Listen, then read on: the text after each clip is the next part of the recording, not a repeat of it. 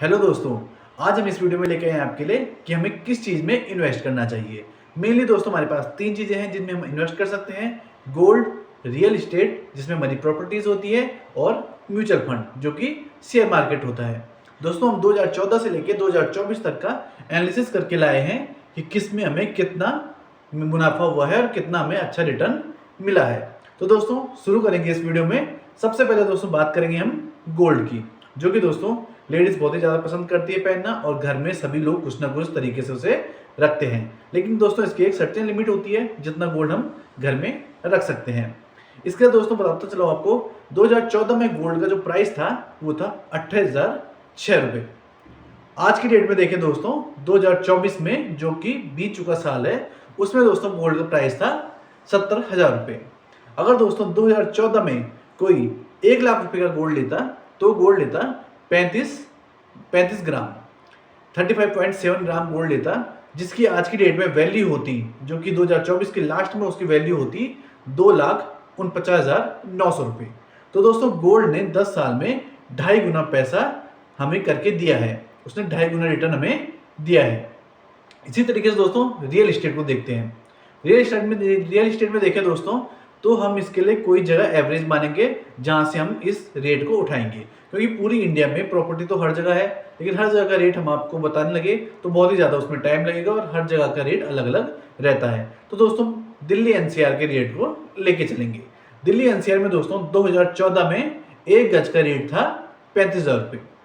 तो दोस्तों अगर हम 1 लाख रुपए में उस टाइम, जो कि पॉसिबल नहीं है, 1 लाख रुपए में अगर हम लेते तो 3 गज तक मिलता हमें, लेकिन ये कोई सही नहीं है, यहाँ पे कुछ 3 गज में कुछ नहीं किया जा सकता।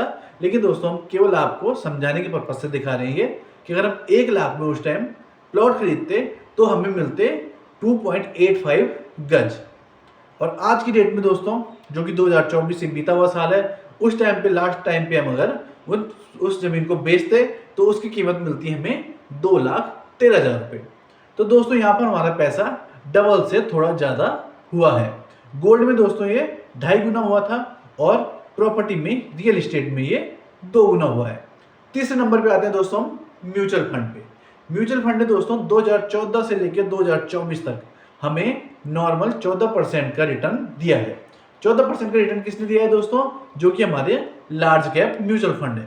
इसके अलावा दोस्तों हमारा स्मॉल कैप म्यूचुअल फंड भी है जिसने 20% तक का भी हमें प्रॉफिट दे रखा है। लेकिन हम यहाँ पे केवल लार्ज कैप म्यूचुअल फंड के बारे में देखेंगे। लार्ज कैप म्यूचुअल फंड में अगर हम 1 लाख रुपए 2014 में लगाते तो दोस्तों आपको पहले 5 साल का रिटर्न बता देता हूँ। 2019 में हमारे पैसे होते 2,36,000 रुपये, लगभग 2.5 गुना। उसके बाद दोस्तों 2020 में कोरोना भी आया, लेकिन उसके बाद भी 2024 में मार्केट ने वापस से रिकवरी की है और 2024 में हमारा पैसा हो जाता है ये 3,70,000 रुपये। तो दोस्तों ये पैसा हमारा 3.5 गुना बढ़ जाता। तो दोस्तों सारी समझ लेके आता हूँ आपके लिए। गोल्ड में अगर हमने 1 लाख रुपए 2014 में लगाया होता तो 2024 के एंड में वो पैसा होता 2,49,000 रुपये। अगर हमने रियल एस्टेट प्रॉपर्टी में दिल्ली एनसीआर में पैसा लगाया होता तो 1 लाख रुपए का बन जाता हमारा 2,13,000 रुपये। और दोस्तों अगर हमने म्यूचुअल फंड में पैसा लगाया होता तो ये पैसा 1 लाख रुपए का बन जाता 3,70,000 रुपये।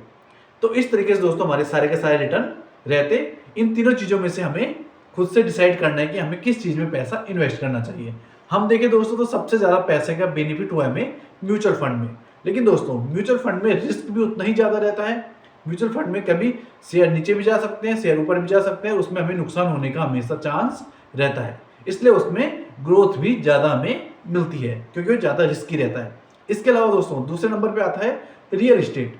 रियल एस्टेट को देखें दोस्तों, सबसे ज़्यादा जो हम मानते चले तो रिस्क इसमें होता है, क्योंकि एक अच्छी प्रॉपर्टी मिलना आज की डेट में बहुत ही ज़्यादा मुश्किल है। कई सारे डिस्ट्रीब्यूट रहते हैं प्रॉपर्टी में और इस जमीन को लेने के बाद आदमी को काफ़ी ज़्यादा दबंगई चीज़ों का भी सामना करना पड़ता है इंडिया में, और जमीन के साथ कई बार कब्जा जैसी चीज़ों का भी सामना करना पड़ता है। रियल एस्टेट में इस चीज़ का खतरा हमेशा बना रहता है। तीसरे नंबर पे आता है दोस्तों हमारा गोल्ड। गोल्ड ने दोस्तों दूसरे नंबर पे की परफॉर्मेंस कर रखी है क्योंकि दूसरे नंबर पे उसका सबसे अच्छा रिटर्न रहा है। लेकिन गोल्ड में दोस्तों दिक्कत ये है कि एक लिमिट तक ही इसे घर में रखा जा सकता है, क्योंकि अगर कोई ज़्यादा गोल्ड को घर में रखता है तो इसमें दिक्कत ये होती है दोस्तों कि कई बार घरों में चोरी चकारी का चीज भी देखी जाती है, और अगर हम बैंक में रखते हैं गोल्ड तो वो हमें ज़्यादा सेफ रहता है। इसलिए दोस्तों अगर हमें गोल्ड में भी पैसा लगाना है तो हम गोल्ड को ऑनलाइन बाई कर सकते हैं, गोल्ड के शेयर खरीद सकते हैं, जिससे कि हमारा पैसा सेफ रहे और शेयर की फॉर्म में, ऑनलाइन फॉर्म में जमा रहे, जिससे कि उसे कोई चोरी ना कर पाए। अब दोस्तों आपने खुद से मन बनाना है कि आप इन तीनों चीज़ों में से किस में अपना पैसा इन्वेस्ट करना चाहते हो। सबसे कम दोस्तों हमारा रिस्क रहता है गोल्ड में, सॉरी दोस्तों, सबसे कम रिस्क रहता है हमारा रियल एस्टेट में, उसके बाद कम रिस्क रहता है हमारा गोल्ड में, और सबसे ज़्यादा रिस्क रहता है हमारा म्यूचुअल फंड और शेयर मार्केट में, और सबसे अच्छा रिटर्न भी यहीं से हमें प्राप्त होता है। दोस्तों अगर आपको वीडियो पसंद आई है तो वीडियो को लाइक, चैनल को सब्सक्राइब जरूर करें, जिससे इस प्रकार की वीडियो मैं आपके लिए आगे भी भविष्य में लेकर आता रहूँ। धन्यवाद।